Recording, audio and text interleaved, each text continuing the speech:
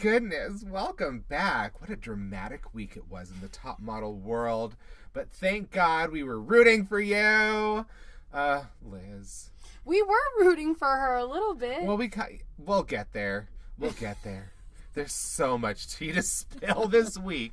And thank God. Our cup overfloweth with tea. I know. That's why we be sipping it. Mm-hmm. It slowly. Tastes pretty good today, wouldn't you say, Samir? Really good. Yes. I am Samir Roy, contributing editor, co-host, and podcast creator for Gambit Magazine, joined by my frequent collaborator in crime. And fellow tea maker. Oh, yes. Mark Poupard. Hello. Brewmaster. Oh, I like that. I was brewing up this pot as soon as you called me, and you're like, ooh, I got the tea, and I asked for it, and you said no. Wait till I come over. Yes, wait till I come over. That tea's got to steep just a little bit more, but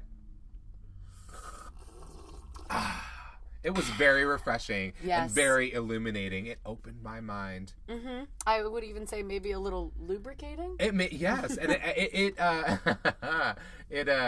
it really taught me how beauty is drama. Oh wow, that was such a subtle and artful nod to the title of this week's episode. Yes, because it's all beauty is this season. Yes, I can't believe it's taken us 4 episodes to realize what she was doing. Because it started with the boss is back, and then we just kind of stopped paying attention to the titles of the episodes. Then when I was looking over them, when I downloaded the VH1 app, which I highly recommend everybody do because they put in all kinds of like extra clips. You can get them on their YouTube page too, but they put them all in one on the app. So you can watch the episode with all the things in one fell swoop, and the commercials are super short. So I enjoyed that because we also got to see Drew Elliott interviewing the eliminated contestant in something called After-the-Runway, where Margot said perfectly, it's like he is living his inside the actor's studio fantasy. It's inside the actor's studio drag, and it really is, and it's not great. No, the way he thoughtfully moves every ANTm emblazoned cue card with his question, just like, and so who's the craziest? Rapid fire, just off the top of your head. Like, nobody, no sane interviewer would ever say shit like that. Or move from one traumatic thing with only one answer to the question directly to another. So now that we're in this traumatic incident. place with you just got eliminated from a show that you thought was going to help your career. But first, let's talk about your dead dad and how he was your best friend. Now that we're still in this traumatic space, we're going to hang on to it. And now let's talk about your eating disorder, or potential one that now this show gave you. And it was nice to know you see us sometime in the future, hopefully, in some paying work. I've been Drew Elliott, and these are my hideous pants. Oh my God, another one. Okay, when we get to the challenge, we can describe those pants too, because in context, they had a slightly different appearance as we were whizzing by them. They clearly didn't want to show us a lot of the pants this time. Tyra's received your feedback, Samir. I think so. Or the editors did, at least. Yeah, there was a lot more cheating and cropping in this episode. The poor editor's like, we're the ones who get the mentions. We get it. You're not happy. Sorry, when things suck, I have to call it out. Oh, and there was some stuff to talk about. At the photo shoot, or just generally? I was like, are we still talking about Drew Elliott's outfits? No, because we have to move on to the mini challenge for this week. Because weren't we just saying this? Maybe it was on the some other context. We were like, there's always got to be an acting challenge. When's the acting challenge? They brought it in pretty soon. It was like, I guess it's about the time when they usually bring in the acting mini challenge, which I love. Always has a terrible script. Always a completely meaningless prize. Yeah, well, this one's a role. I think she actually gets a speaking role in an episode of his show. Because there was one year it was like you get a walk-on role in a CW show. Oh, yeah. So they're an extra. And I'll never know when that happens. Or what show it is. It could be any show. And they could probably digitally insert them and we'd never fucking know. Yeah, I thought it was like a small speaking role or something. So it was like a featured role in some way. Well, when he said the word small, he did like the little tiny fingers. And so I just think that... Yeah, it was definitely small. You probably just get to ask them if they need more tea. I've got plenty. Oh my... This one-sided acting challenge over here. No, she's probably like a barista and she's like, Patrick, and that's it. Yeah. Maybe at least it'll be in a coffee shop where you can wear whatever you want instead of a uniform. Hopefully. You get to pick your own wardrobe, and then she goes up to set, and then they're like, Actually, you're wearing this. Do not let it be a cold shoulder top, because really... She loves those tops. I feel like I've seen her wearing them on like some variation of it every episode. I feel like... maybe it's in Russia. Maybe it's in style in Russia. No, I think it's actually... there has to be one person Makes you strong. Has to be... I've noticed on every reality show I've ever watched, there's always at least one fucking person wearing a goddamn cold shoulder top, and I think this time it was her. Yeah, it's just a reality show rule now, I believe. Big cold shoulder tops muscling their way in. But it was like the editing wasn't particularly subtle in this episode. They kind of went back to not trying to confuse you. I guess they thought they were trying to confuse you because there was some talk about someone else's family or someone else having an emotion. It was Cora. Cora, yeah. So, but to be fair, she ended up in the bottom two anyway. So the illusion, the second that I heard her be like, it was really tough for me growing up, I was like, oh, girl! Bottom two. And then you hear, we already forgot her name, Ryan. Yep. Do not drag I remembered her name. You did not. Lies, and vicious rumors. But, no, it was like... who was this model tested from last season that would scream lies all the time? Binda? Was it Binda? I don't Lies! Yes, Binta. Binta, baby. Baby Binta. That's what it was. Yes, that's her Instagram handle. I guess it really stayed with you. It's still, I still get the image of Rosemary's Baby when I hear her scream, lies! You're witches! You're all witches. I'm like, well, she's not half right. She's half wrong. Let the record show that Smear would shout this at me at random lies for the next 6 months without the show even on. No, it wasn't on. There was no top model to be seen, but that moment will live on forever in my brain. Anyway, so Ryan and Cora immediately got into it about their families, and we all know. It was like instantly. But I feel like Ryan's was more specifically like, you are going home today. As the episode went forward. Because the editors are tricky. At first, they tried to make it seem very even. They were both kind of vague about the familial problems. But then we got way more insight into Ryan's background. And we're like, oh no. Bye. Oh. But then when they start the mini challenge, it's like Christiana is like, oh, I'm really, like, the way she talked about, like, being excited for the challenge, but, like, that instantly... The acting challenge? Yeah, the acting mini challenge. I was like, okay, she's going to do well. She's obviously going to be the winner. Brendy's like, I'm really excited for it. I can't wait to do it. It was like, it was a different level. It was a different way of expressing because why they were excited. Christiana had sort of like a hero's journey to go through, because she said that she'd always wanted to try acting, but she was intimidated because of her accent, and English wasn't her first language. See, so they were like, that instantly sets you up for her. It's like, oh, it's going to be about your character, not about your accent. And if you got that, when you know she had character, it was just obvious that she was going to win the challenge. And then when Brandy Kay said that she was really excited, I'm like, you're not winning. But, and no tea, no shade, but, like, don't you get that vibe just in general from her? Well, yes. For other reasons, we will get into that later. Oh, keeping that tea hot. Tease that tea. Oh my God. I couldn't believe, you won't believe, I swear to God, I'm sure somebody else has looked it up out there, but for those who don't, it's coming. If you read the AV Club's review of Boss Baby, it's going to feel a lot like reading that. It's so surreal that you can't believe that this is an actual story and not an Onion article. But it's real. It's really raw. Anyway, let's get into these friggin' acting challenges. They kind of breezed through a lot of them because a lot of them were just not that good. Let's back it up to these women overpraising the fineness of the acting, their scene partner.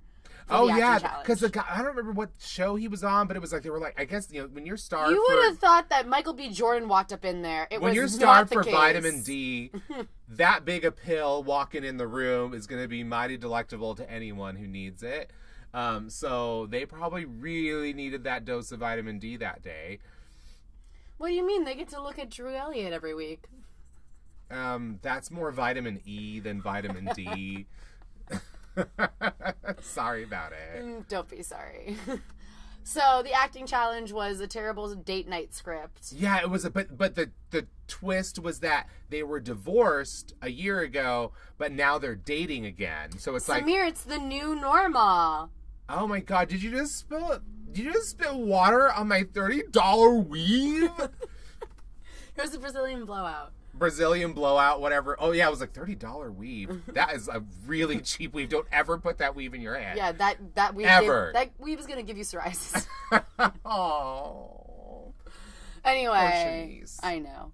Well, so who was even the first one that we... It was Christiana. Christiana opened it. She was sure? the first one. I think she was the first one, and they were like, wow. Maybe not. No, She's also the one I remember. No, the first one was Liz. Oh, it was Liz. It was Liz. So we started in the right place because that was Liz. She came in with her typical Liz energy, but didn't quite get the tone of this little script, which is like they got divorced, they were friends, and they're feeling it again. Now they're going to start dating, or now they're dating again, and it's actually starting to feel normal to them in some way. But she just came in like a storm. It's also the 1 year anniversary of their divorce. It was the 1 year anniversary. So many things so they many packed layers. into that one scene. So many layers. I didn't realize how deep it went. I hope that they can get this in for it's Oscar like consideration. fisting. I didn't think it would go that far. It's just like a human centipede of script. But yeah, it was like, so she comes in. Could you imagine Liz talking 2 feet away from your face? Oh in my an acting God. challenge? I praise that actor for maintaining, because I would have started to laugh. He probably requested earplugs after. Oh, Lord have mercy. But she comes in doing her Liz thing, and I just love that like the directors are like, okay, remember that you're supposed to be friends, and we need you to like take your reactions down like 90%. You had the best analogy, which was to Anna Faris in Smiley Face, where she ate all the weed cupcakes, and she still goes to her audition with Jane Lynch as the casting agent, and instantly like goes off the rails, and then she just like stops. Like, I'm just gonna stop you. I need to pull it way, way back, and I couldn't imagine. That was the gift that played in my head. It's like way, way back. Pull it back. But she didn't do the overcorrection that Anna Faris did. No, she didn't quite go that far back, but she never really got to like a great place with that scene, and we didn't see much more of it. We saw maybe like 30 seconds at most. If that. It might have been 15. Yeah.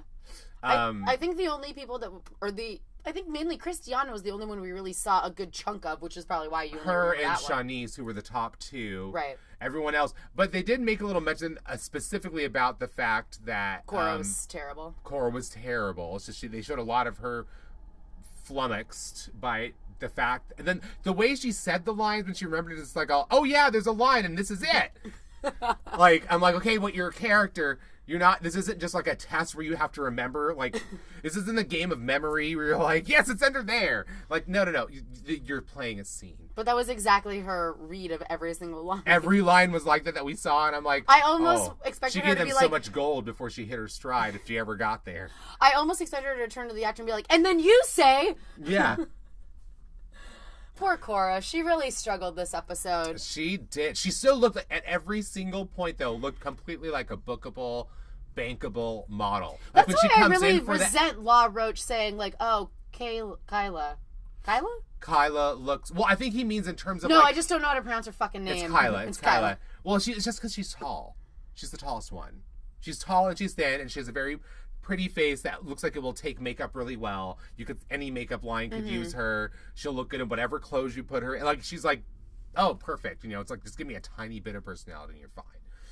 Like, that's, I think, why he keeps saying that. But Cora looked like she was dressed. The little slip dress that she came in, it was like the perfect thing. Like, you go to a casting wearing that, like a model casting, like you go to a go-see. Her little silk slip dress. Yeah, it's perfect thing to wear. They always tell you, like, dress simply.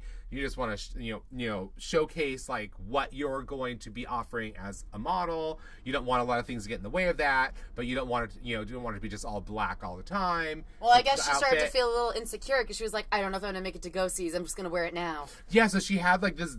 She wore it here, and then later at the judging, she wore that like simple gray dress. It was like, but it was still looked good. Was it a dress or was it a skirt and a top?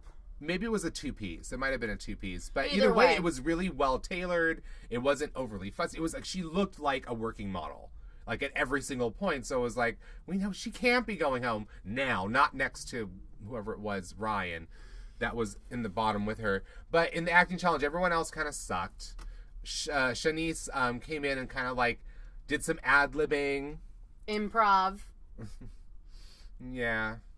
It was all right. It just like, it was a good scene. Like, overall, it was one of the better ones. It definitely was. It was the most entertaining. Yes, and they both kind of like ad-libbed a little bit and improv a little with the dialogue when she started doing it, and they all liked it, but it was like clear, I think, from the way Christiana's played out up to that moment that she was gonna win. And I love the other little moment where he's like, oh, and the woman who finished it off with an Eskimo kiss, Christiana. And then was it like, Shanice was like, well, if I know that I could kiss him, then I probably would have done that, and then I would have won. I'm like, someone needs to explain an Eskimo kiss to Shanice. But beyond that, I was like, I don't think that that's why you didn't win. It was like that was the thing that worked about her scene, is like it felt spontaneous, and like it really felt like she was like a friend, and she was being herself in that moment, not trying to act, which is like what Liz did, which is what they specifically told her, like, so I could see the acting and you never want to see that. I'm like, ow. Ooh. Well, ew. I think if Shanice's mission were simpler, was to show the judges that she has a personality, I think she achieved it in this challenge. So I think that she learned a good lesson, and I think she didn't look like a sick 12-year-old. And it also helped her confidence moving into the photo shoot challenge, where I think that she had the strongest of all of her pictures yet. Which isn't, it wasn't even one of the best pictures. I know, too. But I know it's damning her with faint praise, but like it's a step in the right direction, I guess, is what I'm trying to get at. Because I don't see her winning this show either. I didn't say that. I'm not saying you did. I'm just saying I'm leading into that. Like, we know where this storyline is going. It's to elimination. Yeah, really. I mean, for all but one, we're not just being shady. It's just the truth. That's no, but I also feel like we could eliminate 5 just right now. Yeah. I'm being honest. Oh my God, let's have like a mass elimination. That sounds really bad when you say it like that. Hey, or maybe it's just I've been backed up for 3 days and I just have a date with the toilet. I don't know. It just sounds a little like Jonestown-y. Okay, that's mass suicide, not mass. We're not eliminating. I mean, elimination from a modeling competition. Right. Yeah, I'm just saying. I just would love to see the moment where, like, Tyra tells 5 of the astronauts they're going into outer space without suits. If they were so shocked that she was like, yeah, Liz decided to leave and I'm still eliminating 1 of you, then I'm sure if she said, I'm eliminating 5 of you right now, they'd all shit a brick. Oh, yeah. But wouldn't it be fun? If only there was a Halloween special, she'd just scare them a little bit. Should have done it in this episode, because that was the whole thing. With a fashion activist, what was her name?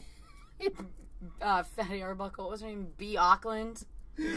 Fashion activist, is that your new term for designer? That was I loved the shoot. I loved her style. I mean, the contact thing is played out. The Marilyn Manson. Like, I think I'm just over that. It doesn't. I don't know. Maybe there's some really deep, like, long-seated, meaningful thing for this person with that fake contact thing, but I'm just like over that, and I feel like it's sorry. tired. I just take umbrage with her calling herself a fashion activist because you get paid to do what it is that you do. You're not an activist. And then he's like, and her clients, Drew is like, her clients are like Katy Perry and Lady Gaga and all these, like, I'm like, Rihanna, I'm like, activist. I'm waiting for the activism part. I'm sure there's somewhere in there. Maybe as a person, she's an activist as well. Then do a fucking slash. Don't just do fashion activism with no punctuation. But you know how artists are. But we did love this photo shoot. I really liked it a lot, even though I thought that she was the B. Auckland, I believe that's her name. Even though I found her to be a bit pretentious but she was so right on. Like whenever she's like, okay, because we started with Sarah. With Sarah. We started with Sarah. Who's Sarah? Sandra? I don't know. What's her name? We did start with Sandra. I was like... As my friend called her, Sandra, I was like, oh my God, Kardashian Germanata. Samir's having a stroke. He just... No, she's just Sarah. Forgettable. She is Sarah. But actually, Sarah is the name of the Middle Eastern model from Cycle 2. Uh-huh. Well, Sandra is Sarah Plain and Tall, also a virgin. Yes. Also a virgin. That's like the best. That's her new name, Sarah Plain and Tall. She's a virgin who can't Because she is plain and tall. She's very pretty, but very plain. And you said something about we have to look for the Instagram for, like, super hot boyfriend. Yes, but she never tags him, so I don't know what he does or how they met. What his name is? All I know is he's hella fine. And she is an Instagram model, for lack of a better term. I wouldn't even say she's an Instagram model. She's like an Instagram lifestyle blogger. Is she an influencer? No, I wouldn't even give her that much credit because all she does is like go to touristy places and take the most basic photos, and she's beautiful, and that's kind of just where it all ends. So she's wealthy. I don't even know I don't know if she is. I have no idea what she does or if her family's rich, but she is a model. Well, she's a virgin who also can't model. A virgin who can't model. It's so sad. Just like Drew's pants are a Monet. They're a big old mess. Oh, I love that. Like, I think that Kyle said with Kate. So when they get to the photo challenge, it's in this like big old American Horror Story type house. It looks like the school for American Horror Story season 3. It also looks condemned because there's a chain. Yeah, link there's a fence chain link fence around it. it, and there's like there's general demeanor from the exterior that like some things haven't quite been taken care of. All aspects of a human being living there or using it for anything have been removed from the outside. It looks kind of like abandoned. Is kind of, you know what I mean? It doesn't look up to code to shoot. No, but then you get inside, there's like all these crazy sets built everywhere. I was like, well, I guess somebody's taking care of it.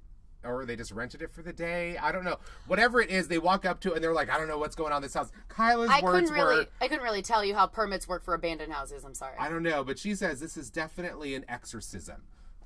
What? Was her comment when she sees the house, like, oh, this is scary, this is weird, this is definitely an exorcism. And I'm like... Like they were performed... What? Like they were performed in the house at one time? I don't know what she meant. I'm like, you think that your photo shoot is an exorcism? Oh, like the models are gonna get exercised? I don't know what she thought. But she said like when she saw the house, that was her thought. Okay, well. That's what she says on the show, and I'm like, that makes no sense. Can we get back to Sarah Sandra? Sandra, what is there to say? She sucked. She was terrible. The only good thing that happened was when B. Ockerland is like the skull falls on the table. I just remember like Drew's like about to like give some direction, and she puts her arm on her hand on his arm. She's like, it'll never happen. And then, like, cut to the next person. Yeah, I mean, when Drew and the fashion designer come over to tell you how to pose, it's over. I know. She had to get up and go to the couch. Like, I kind of want you to do this. And it's like, oh, it's dear. It's truly a miracle that she wasn't on the bottom, too. Yeah, I was a little surprised. But I guess the other two people were just so bad that they had to go. I suppose so. Yeah. See, I even wrote in my notes, I wrote Sarah. Wow. Okay, well, now you know it's Sandra. Liz...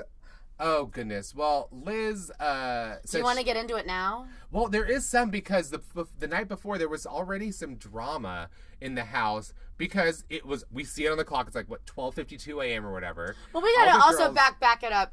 It started when Liz made the comment to Brendy K about her family being terrible. In the previous episode. And then we start somewhere in the beginning-ish of the episode, we see Liz apologize to her. Because Liz, like, has a moment of clarity the next day and she's like, I don't like her, but that was not an appropriate thing to say and it was fucked up, so she wants to apologize. She also cornered Christiana again to like run our thoughts. Why does Christiana always look cornered by her? She just got roped into being Liz's best friend. Designated best friend in the house. Because then she actually shows concern, but she seems also the kind of person who shows concern for anyone who's in distress. Mm-hmm. Like that seems to be her personality. She seems like a caretaking, loving type, happy person, like always happy.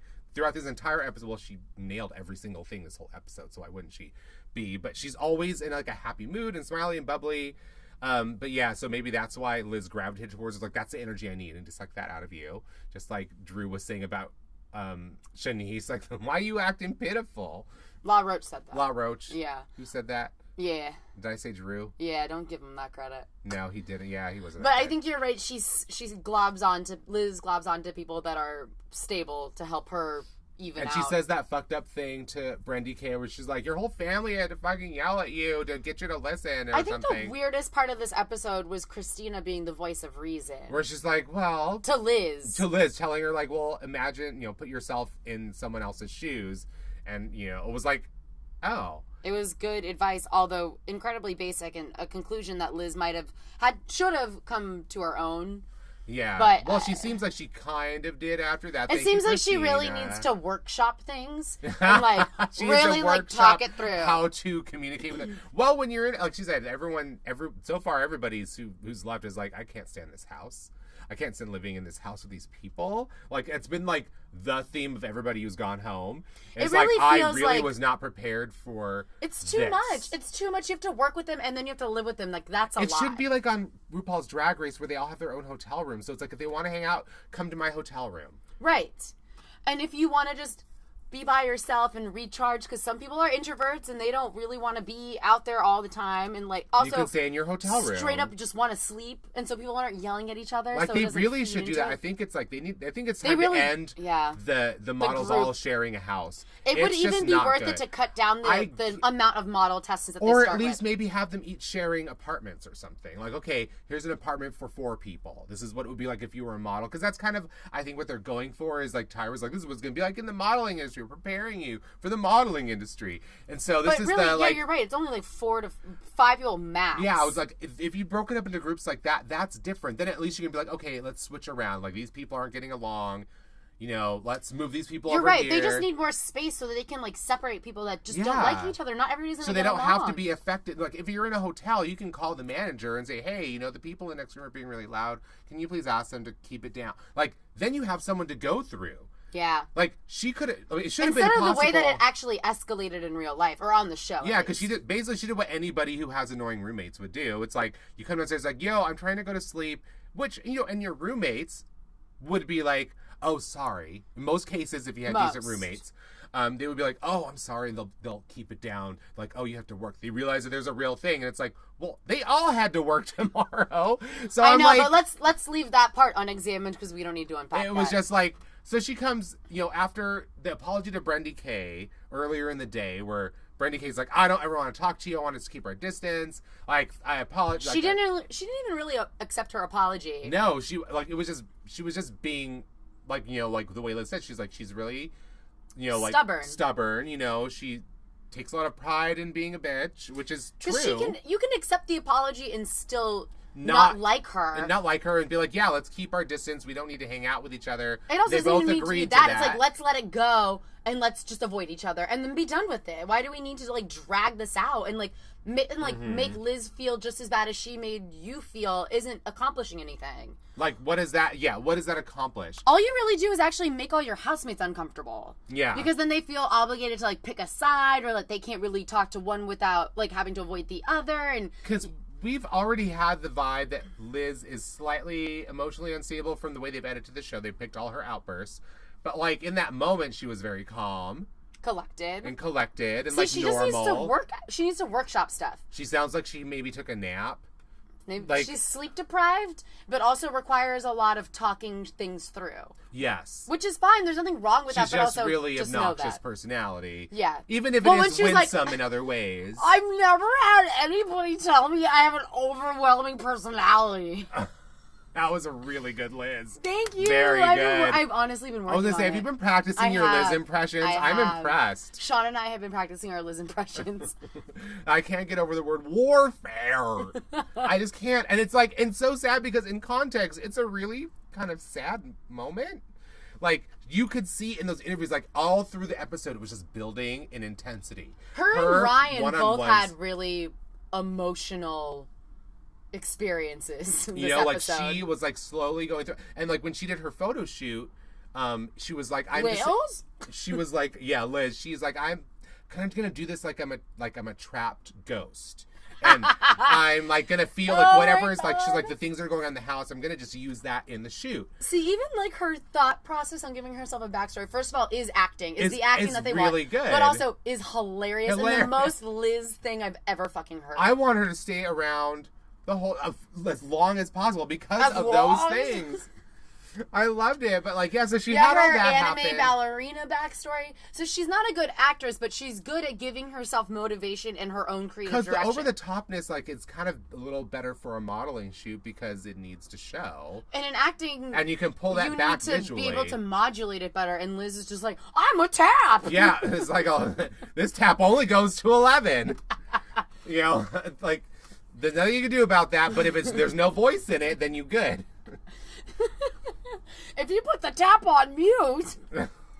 Oh, but she was really good in her photo shoot, by the way. No, we went through an Instagram K-hole looking at all of Liz's photos up on there, and she was apparently recently featured in Nylon Japan. Just 4 days ago, apparently. But she has really that look because she kept her pink hair. And it really works for her. It does. If I was her, I would keep getting my hair done that way until she gets a major campaign, like, we need to change your hair, then change your hair. But I would keep shopping yourself with that look it really works for her. It like doesn't alter her looks, but it like elevates and amplifies the uniqueness of everything she's working with. Like her really weird, like her face is just like looks even more. I would say she kind of earns the alien like beauty tagline because she looks so unique.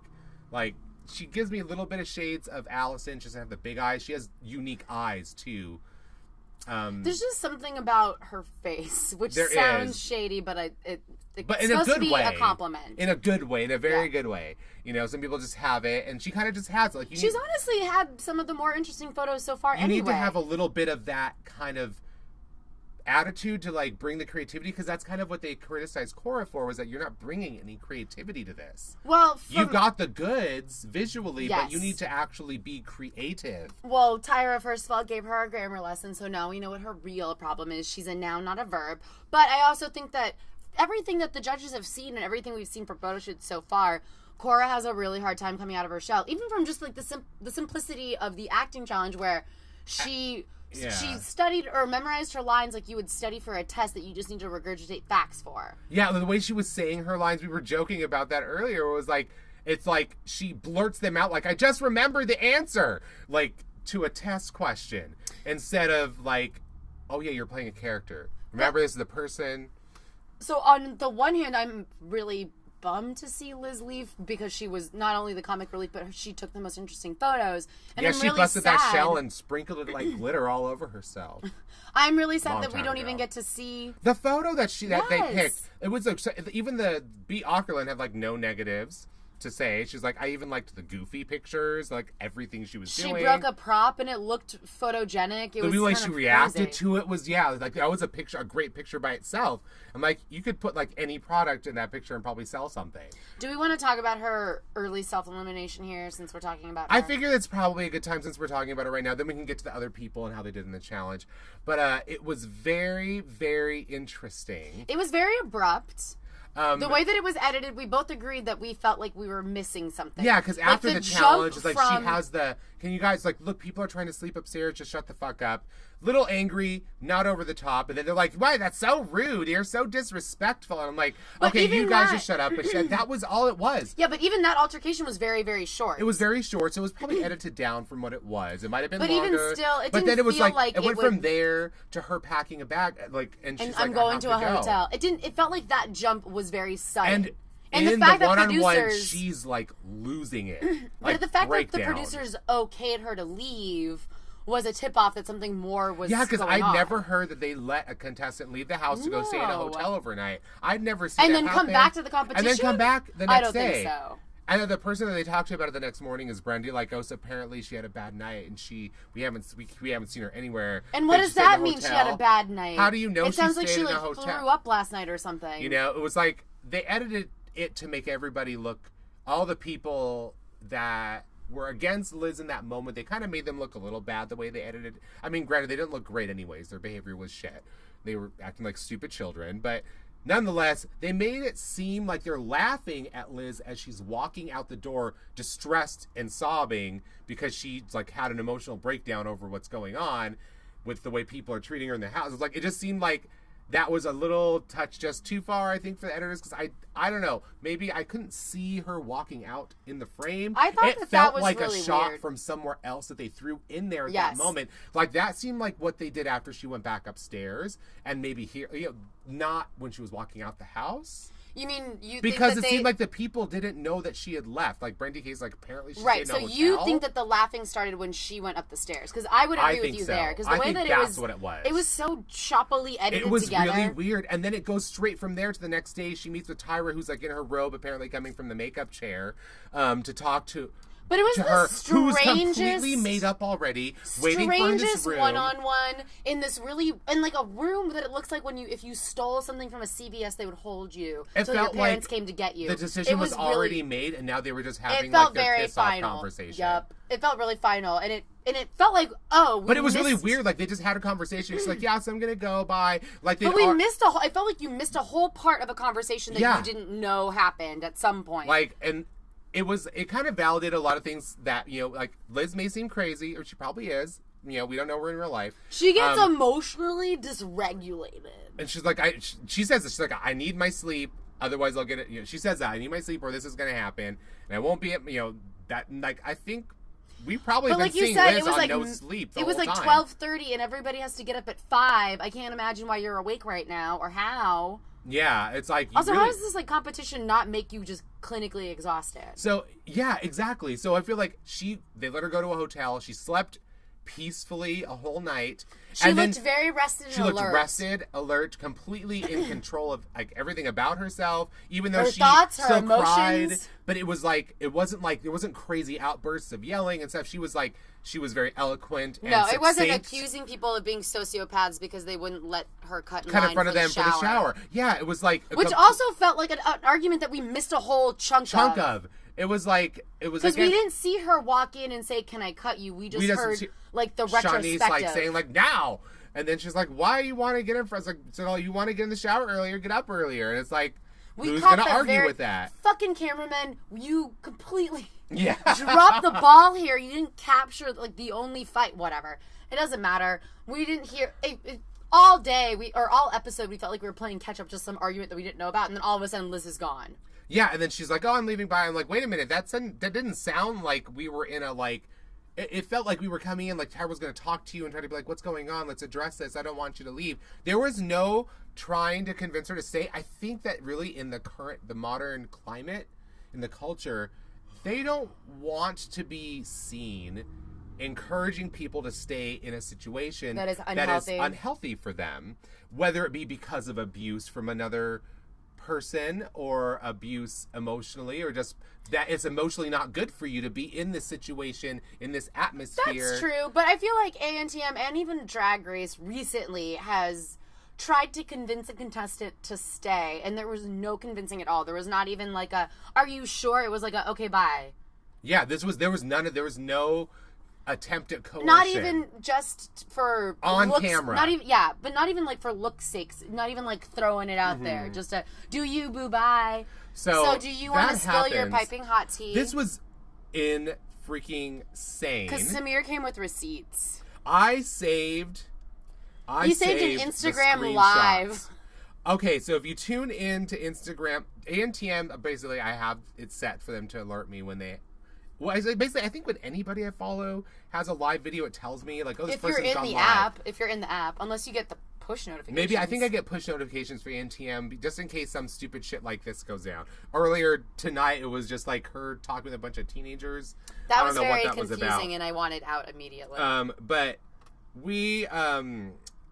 I was watching this, and I decided to tune in, like, it's Drew Elliott talking. Oh, I was going to say, like, Samir, who hosts it? Drew Elliott does the Instagram live on the ANTM Instagram app Samir's arch nemesis, Drew Elliott. I'm like, oh, well, I'll just see what they're saying, because this is it was already a really interesting episode, so it'll be interesting to see what they have to say. Oh, yes. And the first thing that I see... Very interesting. Right away, they're talking about how it was really sad to see Liz go home, and that, you know, even though, like, that was really in the best, she did what was in her best interest, and wish her all the best, like, you know, hope that, you know, she gets better. She's already obviously got a good future ahead of her as a model, because she's got all these great talents, and it was that kind of, like, talk. It was, like, totally, like, no ill will, no criticism of her for this decision, just telling what's happened. But who then, pray tell, hops into the Instagram comment? So then the first comment I see was he's talking about this is Gina saying, I love you, Liz. Please take care of yourself, pretty girl. I'm still a big fan of you and your potential. Liz jumps into the Instagram feed and says, Brendy physically threatened me.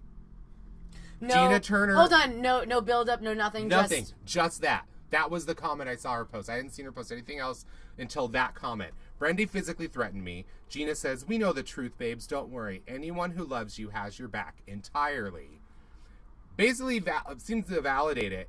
Liz Harlan says, you guys know the truth. Brendy threatened me. She's in jail now. We're going to get to that in a second. She says again, she threatened me, Drew. She's talking directly to Drew through the feed at this point, and he is not responding. to her in the feed. As far as I could tell, it didn't seem like he was talking directly to her, responding to any of these comments, because he's saying things like, oh, like, I didn't really know everything that was going on. And she says, she threatened me, Drew, and producers threw me off. That is like, thank you for being so outspoken, Liz, and carrying that forward. Or should we say, thank you? Thank you. I was just like, and then she keeps repeating that, like, Brendy physically threatened me. But then there was also a couple other models piped in, and Christiana's like, Gina asks for people to show her some love. She's like, hey, where's some Team Gina love? And then Christiana posts, Team Gina, and I'm like, what's she know? You bitch.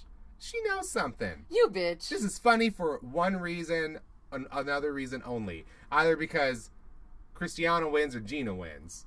Something like that. Well, you remember, oh God, when they did the split co-ed season and they would bring back the former models from the season and they had to pick a team to be on? Mm-hmm. Maybe Christiana goes to the Team Gina for the finals? Maybe. Okay. I don't know. And then Christiana it's just a theory. has a little read of Drew in here, which was a joke between them, but it was a good read, where she says, between words spectacular, fabulous, and fantastic, which one is your favorite? That was some good shade. Like, that was good shade, Christiana. You did learn some bitch face. You did learn some bitch. So that naturally inspired me to look up Brendy K. I'm like, well, Brendy's what else in would jail a now? red-blooded American do? So I just look up Brendy K on the internet. And lo and behold... What does Google tell you, Samir? There is an article about Brendy K. It says, Brendy K arrested. America's Next Top Model. America's Next Top Model contestant in jail. Oh, what? And it says, America's Next Top Model Cycle 24 contestant Brendy K. Steiner from here in Nashville was arrested overnight on a violation of an order of protections, with a screenshot of her inmate information and booking on charges. Included, this person did their research. Oh, they should also be named Scoop. And is in custody of the Davidson County Sheriff's Department on 12-hour domestic violence warfare. Like... Suddenly that word takes on a different meaning. Can carry on. Steiner was arrested just before 5 a.m. in Nashville and will spend, this is just last week, by the way, and will spend a mandatory 12 hours in jail before she is eligible for release. She paid her bond via Grumpy's bail bonds just after noon on Sunday. And blah, blah, blah, blah. She's going to be released. Her next court appearance will be in front of judge on the February 6th. According to the court record, the story gets even better. According to court records, the restraining order was taken out by Christine Joy Smith on November 8th, 2017, due to an initial incident in October of 2017. Again, all after the show finished filming is our assumption here. We were able to briefly speak to Christine Joy Smith by phone on Sunday, who goes by her business page of Christy Joy Smith / Christine Angel music page on social media. When asked directly about the incident, Smith would not give particulars, citing that she had to sleep in her car because she was scared for her safety, and giving very broad statements about Steiner coming at her with knives and taking things from her storage unit and attempting to assault her. Our conversation was brief, and she ended the call after making assertions that we should, quote, should know who she is, end quote, as she was a Miss Tennessee, among other claims we could not immediately verify. Smith sounded to be in a very manic state and stated she had been in fear for quite some time. This is the developing story, and more details on the specifics of the arrest and violation will be published as they become available. And there's a shot of her CJIS data. Record check search. Basically, this person showed the screen from their record check search of Brendy K. Steiner. Where did you get this little tidbit from? The East Nashville News, eastnashville.news. Thank you, eastnashville.news. You, by Jay Steen. Great. I like your work, Jay Steen. I like your shady... The subtle shade in there. I love your shady style.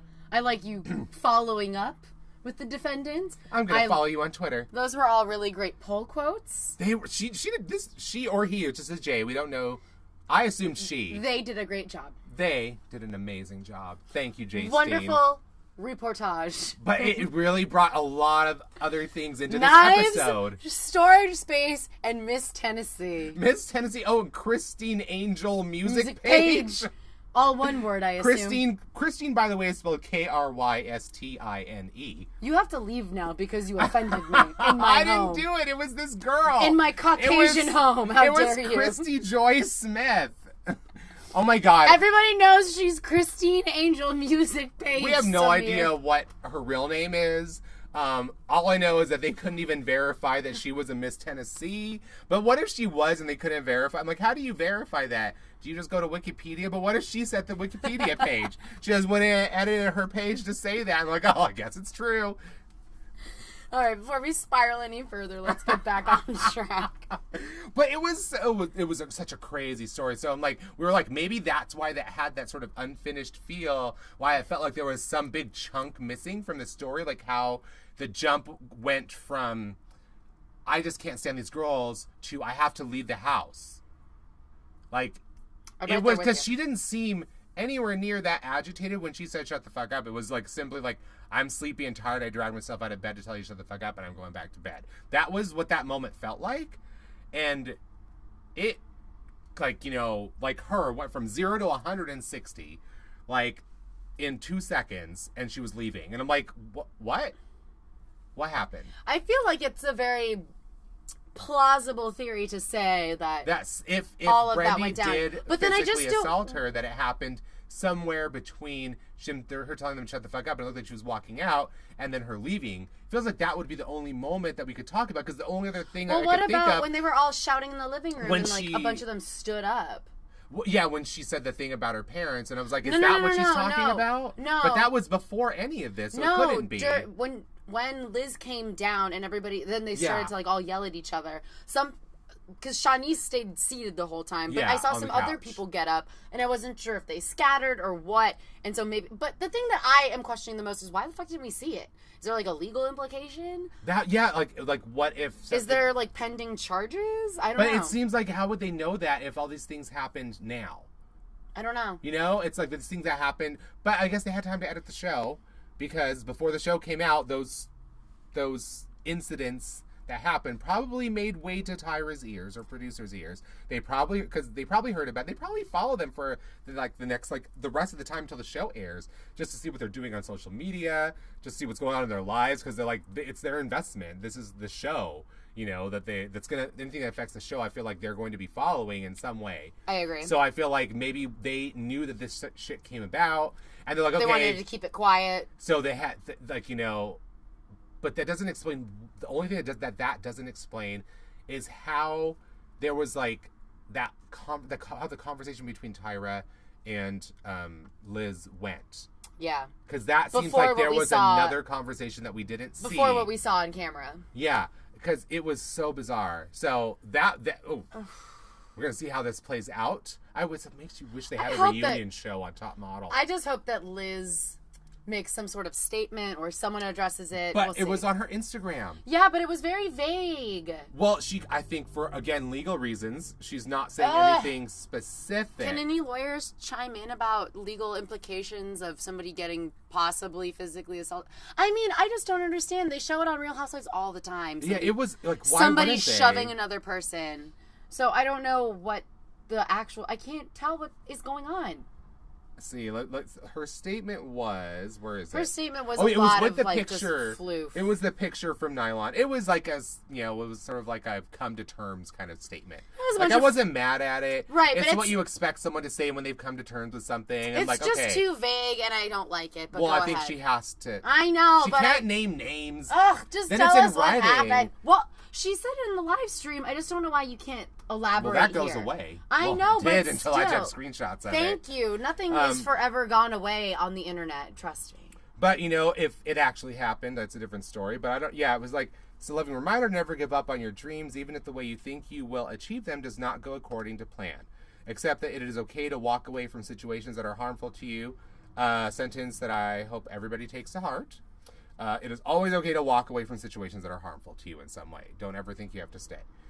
Sometimes a decision may be made for you, which hurts even more. Very puzzling sentence. That sounds very deliberate. You know, that's, you know. Again, it just makes me want to shout, are you talking about top model? Well, of course she is, duh. Perhaps you have to leave because you are bound to walk a different path. Right, but that path cool. is much grander. That's it. Great. Cosmic, I get that. Awesome. That makes sense. I'll light the incense now, but continue. The universe may want to teach a few more things before your wildest dreams are there for you in full embodiment. Get it? I get it. Well, this is the kind of person I am. You're groaning at me now, girl. Let's just get to it, because we've read too many statements and we have other people to talk about. If someone seemed capable of harming you through threats or through your general instincts, trust your intuition. Your intuition is your guardian angel. It goes on more, but that was the part that was most important, was it was like, if someone seemed capable of harming you through threats or through your general instincts, trust your intuition. Or so it seems general like what? general intuition, like your general instincts. It's like if you general instincts. Got if it. you feel like this person's going to be harming you, I'm like, is she perceive that feeling as harm? You know, she, like, you know what I mean? Like, but she what felt, feeling? you know, we don't. You know, but she also When? didn't. But see, she didn't go into that much specifics in the Instagram thing either. She didn't tell us what happened. She just said she threatened me, which, having really seen Brendy throughout the show so far, did not seem out of the realm of possibility for her character. Oh, I 100% believe it. I just want Liz to, like, say that's why I left. It's on the editing room floor, Margot. And technically in your screenshots too. In a little bit, yes. We need Cinderella's mice to, like, pull those strips of film out of the editing room for us. To bring it back to the challenge, I hope they release that, and they release Liz's photo, because I'm really curious to know. Because her photo, like we already got over that. So let's go over. Let's see who was. I don't remember who was after her, but it wasn't Sarah Plain and Tall.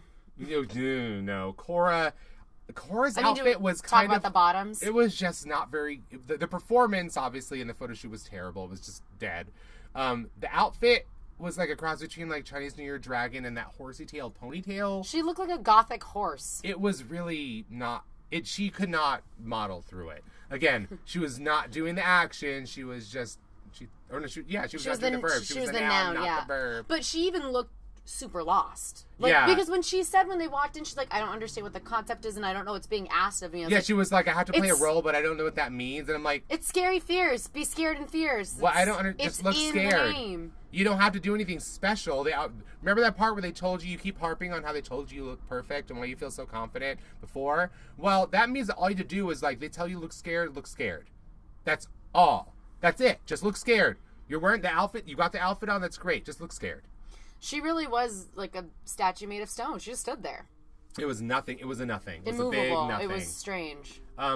She really choked, which I was not expecting. None of us were expecting. Maybe this is all she's got. This is all she's got. I certainly hope not, because I do like Cora, even though La Roche calls her Cora Bora. Cora Bora. There was Kyla. I didn't think that she was scared fierce. She was scary fierce. Well, she said the same thing in her After-the-runway interview with Drew, where she was like, people kept telling me, she's like, I was asking people, looking for help, I was trying to get better, and people kept saying, like, oh yeah, no, you're scaring me. She's like, no, I'm the one who needs to be scared, like, in the shoot. And I'm like, well, they're your competition also. They're not going to just walk you all the way through to, like, a perfect picture on their own. They got to focus on themselves too. Well, even still, I think that we can dive into some of Ryan. I almost called her Erin. Some of Sarah. Don't make this worse. You called her Sarah already. No, I mean that was on purpose though. Oh. This time I thought I got you. This time I really blinked on Ryan, but I mean, we can go back to even too. the beginning of the episode for her, where she's sitting in the hot tub with Rio and Kyla. Oh yeah. And she's trying to pose, and she really just has dead eyes. She's beautiful and statuesque, but she just can't emote with her face. And when she talks about it was really kind of she talked a little bit about being overweight for a while, and she basically still has the phantom fat on her body. Basically, she doesn't see her as she is now. She's telling them she thinks that she would get better critiques from the judges. She would be looked at as a better model by the judges if she just lost some more weight. And I'm like, you are really thin already. I mean, I love that Rio and Kayla's reactions instantly were like, no. That's also not what they're telling you. And they're like, no, that you don't need to lose weight. They're not telling you to lose weight. That's not going to make you a better model to lose weight now, because you're already, like, they got it right away. If you lost more weight, you would become Cousin It with that hair. Yeah. Oh, no. Oh, my God. You wouldn't be able to see her. No, that's what I'm saying. it was really sad to hear. Although she seemed much more she didn't look sick yet, so I'm like not gonna tell her that she has an eating disorder, but it seems like she would be I don't know, it just seems like this is not healthy for somebody who's clearly has a self-image to be in this house. Yes. In this competition. ANTm has already done the anorexic episode. And so They've done it a few times. I think that they don't want to do They did it once this. with a... So we were led to believe false accusation in cycle 2. Oh, God. You know, and like, we've run the gamut of this in the show. So it was I think this is probably the healthiest discussion that any of the models ever had. Yes. With someone who was discussing. They were trying to... It's also the most open, too. Yeah. I didn't feel... Because I feel like in previous seasons, they've tried to sort of sweep it under the rug and... Say it too subtly. Yes, and... like kind of... It was like a whisper network. It was a little bizarre, but... I'm glad that it was more out in the open so that she could talk through her feelings and hopefully maybe avoid going to an extreme by having somebody try and ground her. But that's definitely something that you need to seek professional help with. Yeah. But I don't think that being on the show helped her confidence. So it was really like a blessing in disguise. That it ended early instead of like going... Because it was like she performed poorly in the challenge, so it made it easy to eliminate her. And it was probably like the thing that she needed at that exact moment. So she didn't get dragged along on like an emotional roller coaster. Like, I'm great, I'm terrible, I'm great. 'Cause she doesn't need that. Now you can go to a hotel and stay by yourself. And recharge. Yeah. And sort of get some hindsight and maybe hopefully... Order some room service, honey. Both. Why can't you have both? Like... Why can't you have Eggs Benedict and also realize that you don't need to lose weight and it's not you, it's just you're not cut out for this competition and it's honestly for the best. Just have Eggs Benedict and go to the gym. Yeah, and like take some improv classes and maybe that'll help with facial stuff. I don't know. Yeah, I think that she has potential, but it's best to not abuse somebody and their mental health if it's not going to help them grow as a model to keep them around. It doesn't do them any favors. And so I'm glad that it ended early, because I feel like if we had to keep getting more of that story, it would just... So it felt like... ...be a bummer. And I just want to have Rio go off on everyone over dinner. I love Rio. Oh my god, that's the preview of the next episode. Oh my god, she has her Aja moment. It's fantastic. It is like literally she's inspired by Aja. Okay, so I do have to say there was a couple... No, let's go. We're not done yet. Oh, clearly. There was... Another sign that maybe Liz was on her way out was her comment on just... Because she said when she talked to Tyra, she's like, oh, you know, when I get to the site to shoot, it's like the best day of my life. Going back to the house and cohabitating with people has been that's eating at me and is, you know, not good for me. And then that's what I need to remove myself from, not from the competition, because I love that. And I love the modeling. Well, she really did love the modeling, because I think the quote of the episode was when she said, I don't care. You can put something up my butt. I'll do it. If it's for the art, I don't care. When is putting something up your butt ever for the art? I also think that Bianca Lynn is a very strong tie for first of just, she's never going to do it. It's never going to happen. I'm like, oh, you poor thing. This is... I'm glad that she was just like, you know what? Let's not torture ourselves. Yes, exactly. That was the thing. That's why it brought back the shades of Adore Delano leaving Drag Race All-Stars Season 2, which is like, even if maybe the inspiration for these feelings isn't from like it should not have made me feel this, even if it should not have made me feel this way, whatever's going on in my life right now, this is what it's making me feel. And staying in this is not good for me. I need to remove myself from it to save myself, because my health is more important than anything else. Like, what good is going to be winning the show if you're a total wreck by the end of it? Or even whenever it is that you do get eliminated, that you are a total wreck, then you won't be able to work afterwards. And you won't be able to handle that. It's also being able to go out on a good note, so it doesn't taint your experience of the whole industry in general. And I think she did enough. I think she did a lot actually to go out on a good note, because the blustering, blathering, over the top personality was like completely shaved off after a full night of sleep and some moments away to have some sanity for yourself.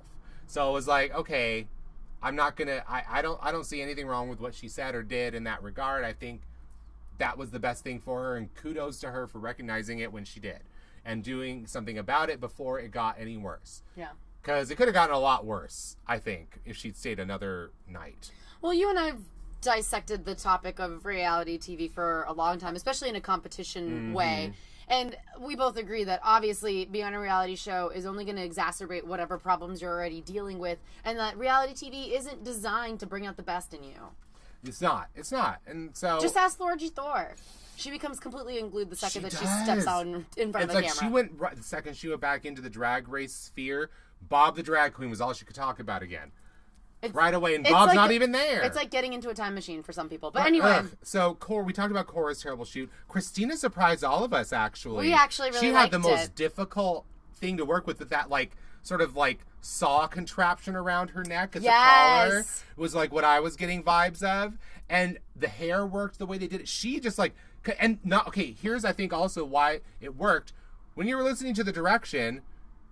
from Drew, this was the first time I've really heard him this season, hearing him literally actually direct her. Taking her through anybody. Taking her through this kind of scene, oh, you're feeling this, and now this is over here. I'm like, that makes it possible for one of these models to give you a really good shot. And lo and behold, it worked. So for some reason, doing that instead of screaming, fashion, DR, that didn't work. But this thing where you're actually directing them does. Mm-hmm. So maybe you should try that. But one thing you should not try. Because he actually even posed Sandra and she fucked that up somehow. Yeah, that's true.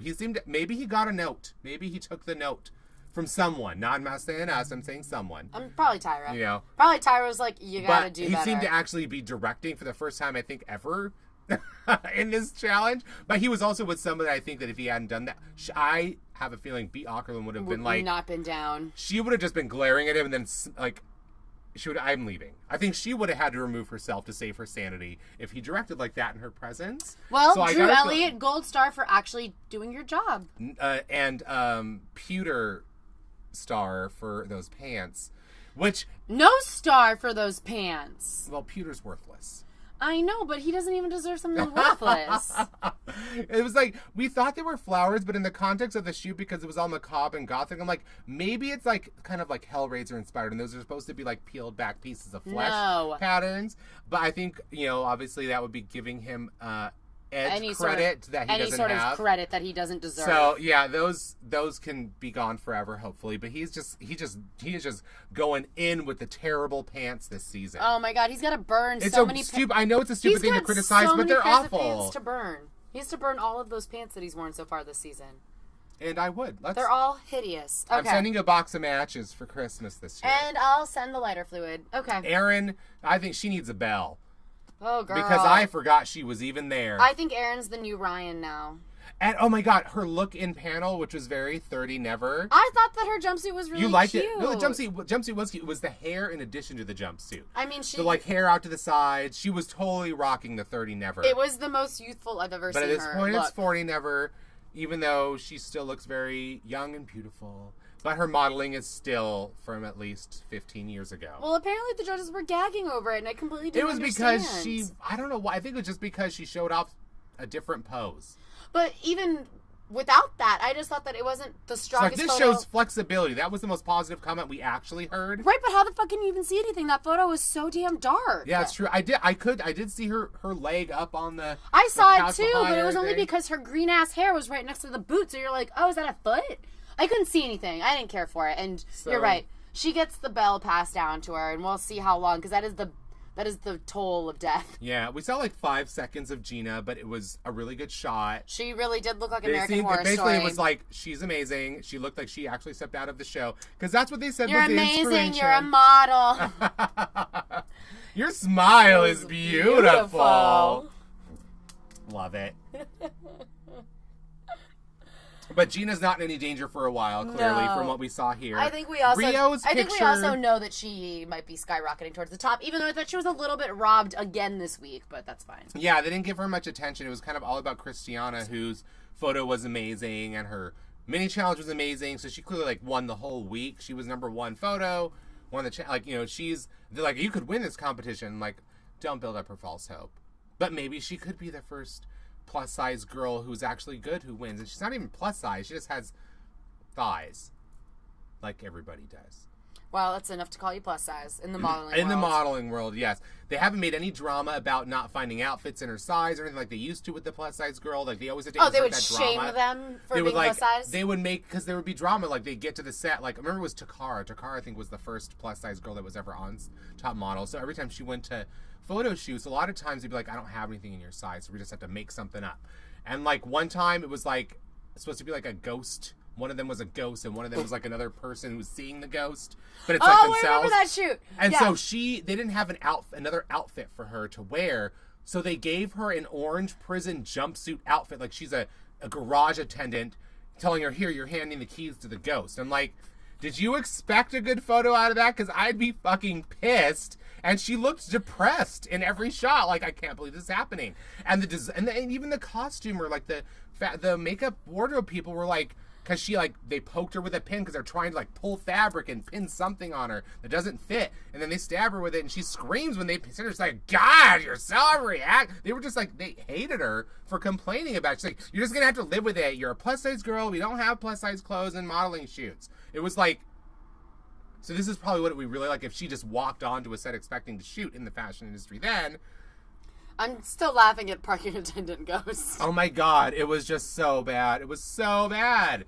But it's like they used to then so for the next few seasons, whenever they have a plus size girl, they'd incorporate this drama about them not having clothes in their size. And they always talk about, when I go shopping, they never have things in my size and I have to go to these specials. It's like they always bring that drama in to the show. And I'm noticing they didn't do that at all. Thank God. Well, I think because Ivana, who apparently, for an intellectual, needs to take a public speaking class, because her After the Runway interview, I encourage you to watch it and count the number of times she says like. It is every other word, and it was very disturbing to me. But I'm pretty sure with body activist Ashley Graham on the panel, they kind of cut that shit out. So I feel like that was one of the benefits of having Ashley Graham here. She's like, can you cut this shit out, please? We don't need this. We don't need this to make it worse. We also don't need costume designers that are going to shame somebody that Yeah, I was really surprised, actually, at the behavior. I'm like, I get it that that's realistic how it would be for a plus-size model at a fashion shoot. But if she's cast in a fashion show, the designer's going to be like, oh, I cast her. I will make sure there's an outfit that she can wear for the show. They're not going to set her up Not to just set fail. a rack of size 0 dresses and be like, you don't fit. Well, fuck, I didn't know. Well, they're not going to set her up to fail in a fashion show because they're actually paying her money. It's only in a show where they control all of the elements to these kind of things happen. But anyway, Christiana's photo was great, but I still like Gina's better. I like them equally because I loved also the crown with the candelabra that crown was so with cool. the lace veil hanging over it. She worked out. It was a really minor Speaking complaint. of ghosts, she looked like a sexy ghost. Yeah, she was a trapped ghost. Yeah, we could say what Liz's photo was like if we ever saw it, VH1. Maybe you should show me the receipts. I saved mine from the Instagram Live video. All right, who else do we got? I think we went through everyone because we talked about Shanice, and I wasn't that impressed, but they seemed to like it. It was fine. You didn't like Rio's too much. No, I thought it was too derpy face. It was too Kyle and Gypsy Sport. Or Kyle on the trampoline. Kayla was the positive end of you're not scared. That's right. You're not scared, you're just scary, but like the good way of doing it. Yes, it was like, it didn't quite meet the challenge, but I thought it was a beautiful photo. Like everything. She looked like a vampire plotting your death. Yeah, it was a perfectly lit, perfectly set. Like everything about that shot was perfection, including her. So I think we talked about just the fact that she's tall is the reason that La Roche is like, I just see like you as the most potential as a model. But this is her best photo so far because everything else has been I whatever. really liked that. I thought like just like she didn't give you too much. She gave enough of the mystery in the face without giving nothing. Like some it was a good editorial shot for her too. It's her strongest photo. I would put that in my book. I would keep that. I would totally put that in my book. So I wouldn't put the horse photo in there though. No. That photo's rude. I know. Oh no. Miss Akela, no footage available. No. But I think that's everyone that mattered. Because Brendy had a great photo. Liberty's... Okay, there was a comment. God. But who was it? They were saying, you look... they were talking about... Sandra. She's like, oh, looks like the wig is wearing you. You're not wearing the wig. So then they get to Liberty's shot. And they're like, you look great. You were totally wearing this wig. It is not wearing you. Cut to close-up. That lace front does not even cover her newly red hair. And there's red hair There's like a sticking out the wisp. back. There's wisps There's all over wisps the place. of it coming out. I'm like, is that the look you were going for? Was it the wind machine that knocked it off her head? It had to be. It had to be. Something Or was... all like the dumb bat accoutrements? Somebody snatched your wig? What'd you do? Ugh. Oh, did you talk about Trump again? Ooh. And the makeup artist is like, boop. Uh-huh. I bet. But the fact that got called before some other photos, I was a little bit... Oh, yeah. I'm like, that should have been further down the list because Gina's should have been higher up. I felt like Gina was second, though. Oh, not Kyla. It was Kyla's that should have been higher I up. thought that Kyla should have been fourth instead of whoever was called fourth. I think it was fucking what's-her-tits. Shawnice. No. Shawnice I thought was too high up there, too, because I really didn't think that photo was... It was not bad. Liberty got called fourth, I think. Yeah, that was too high. No. Her and Shawnice should have been closer towards Doing the that bottom. video, ho, bitch, please, for the other challenges. That you can't let her rest on those laurels forever, top model. Well, I mean, did you hear, or I'm sure you did, but I don't know if you wrote down Law's exact quote, but he was telling Shawnice, because you showed up to panel in a better mood and not acting pitiful, even if I didn't actually like your photo, which I do, I would lie and say that I like your photo, which... He probably did a little bit. Yeah. But, by the way, he has his hair back. It's a wig! But that is the most expertly applied wig that I've seen for a while because... Well, Gina's wig looked really good. But she didn't have a seam down the middle. Like, his wig has a seam down the middle. Where you see his... Oh, really? Yes. There's a seam straight down the middle all the way back with the hair parted and wavy again. He put the wavy wig back on. But I'm like, it looked like that was his real hair and he cut it off. Because he looked pretty hot with the buzzed hair, too. And I like the long hair, too, as well. I'm not saying he doesn't look hot with that. But I was like, it was back, and it was a complete shock. So I'm like, apparently we're completely wrong about him cutting his hair. He doesn't have any. Well, Drew also put back on some makeup, so everybody's... But then after the runway, Drew's makeup looks more natural. His skin tone doesn't look as orange. I'm sure... It might just be the lighting. You know the lighting on that panel is only there to suit Tyra's needs. That's true. That's very true. He's like, this makes me look orange. Deal with it! Pretty much. So yeah, you didn't care for Shawnice. Not so much. It wasn't bad. I just didn't think it was great. I mean, I definitely thought that Sandra was closer to the bottom too. Yeah, she wasn't. She awesome. should have. I felt, but it ended up being between Shanice and Cora. And even though Law What? Roach is No, it was Ryan and Cora. Ryan and Cora. Sorry, did I say? I think Shani- you also called her Kayla earlier. There's too many of them still. I'm like a drag race queen. I'm like just waiting for half these bitches to leave. I mean, really, like I said, 5 could have gone home and I wouldn't have noticed the difference. Exactly. Mass elimination. You can find a better word for it that doesn't sound so Jonestown to you. Thank you. I'll work on that for next week. Thank you. Thank you. Thank you. you. Yeah. All right. I think we've exhausted the We've tea. explored every topic. In fact, I'm out of tea. I've been out of tea. Mm. I've done bit. She done already done had hers. Hold on a second. Get it? Mm. Well, All done. looks like we need to go refill our tea. I guess in that sense, we should ask you to please rate, review, and subscribe. It's been nice to hear from you again, Micah McAllister. Thank you for the little gifts and memes. This is your biannual shout out. Yes, he deserves it every season, every cycle. But be like Micah and rate, review, subscribe. And follow us on Twitter. Yeah, I'm at Samiraculous. And I'm at Mark She Wrote.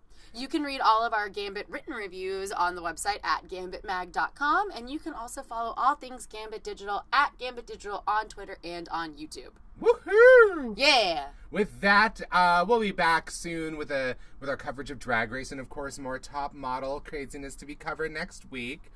Surprising who we found sane and insane this week. It's like the script was flipped. Flip the script. Script the flip. It was in one of the ads that we wanted to burn from our memory during the show. But until you hear from us again. Virgin America? We'll explain later.